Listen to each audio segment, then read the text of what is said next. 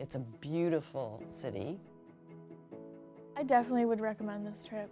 The educational context that it gives just being with professors and other students, it's just so much more enriching than going on your own.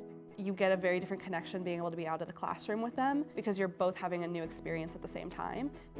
Istanbul, it's on that edge of Europe and Asia.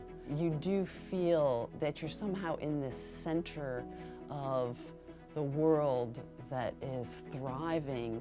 It was really interesting how Istanbul connects like the east to the west, and that's something we talked about in the class, Global Comms. Global communications is all about trying to understand how people communicate in different cultures, in different places, and how they can communicate with each other.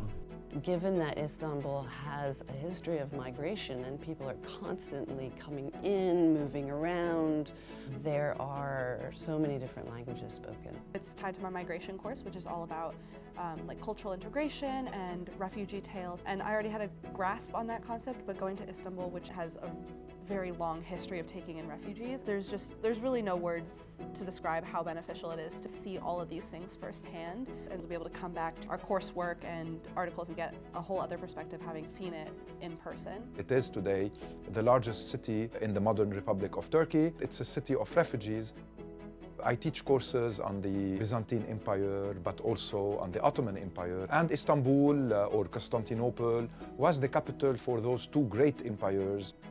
It's a very dense city, like even more dense than Paris. There's something around every corner. I found it very stimulating to just walk along the pier and just seeing people and all the cats on the harbor. And then also I'd never been in a mosque before, and the architecture was insane.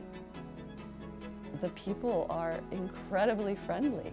They are just so wonderful and warm. Professor Doyle also brought a student in who was attending a school in Istanbul, and it was just really nice to meet her, and that would not have been possible without Professor Doyle.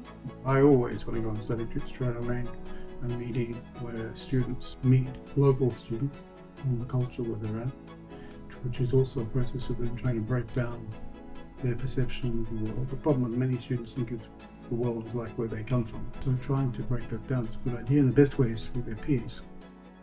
It was probably one of my favorite trips I've ever been on in general.